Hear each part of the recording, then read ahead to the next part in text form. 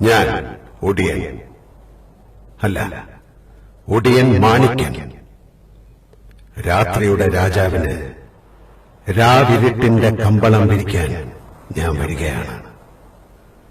കറുകറുത്ത ഈ അമാവാസിയിരുട്ടിലെ എന്റെ ഒടിയൻ രൂപത്തെ നിങ്ങൾ കാണേണ്ടത് ഇങ്ങനെയല്ല, അത് തിയേറ്ററുകളിലാണ്. ആദ്യം കാണുന്നത് പകൽ വെളിച്ചത്തിലാകുന്നതല്ലേ അതിന്റെ ഭംഗി.